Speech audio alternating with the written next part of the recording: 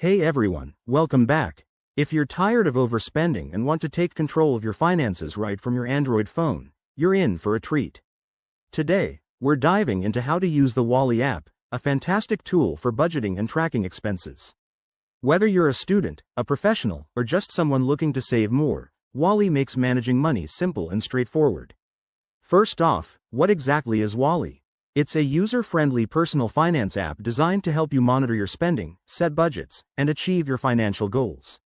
Available on the Google Play Store, it's free to download and works seamlessly on most Android devices. Let's get started with the basics. Step 1. Download and install Wally. Head over to the Google Play Store, search for Wally, and hit install. Once it's downloaded, open the app and sign up for an account. You can use your email or link it to your Google account for quick setup. Don't worry, it's straightforward and only takes a minute. Next, customize your profile. After logging in, you'll be prompted to add your income sources, like your salary or side gigs. This helps Wally create a personalized budget for you.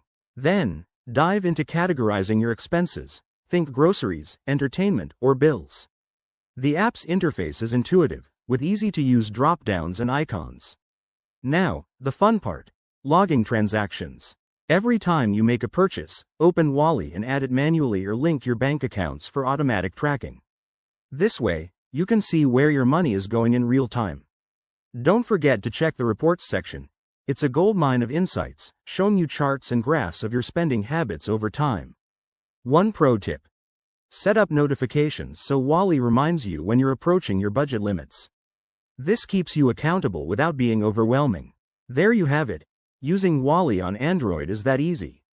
By following these steps, you'll be on your way to better financial health in no time. If you found this helpful, hit that like button, subscribe for more tech tips, and drop a comment below if you have questions. Thanks for watching, and see you in the next video.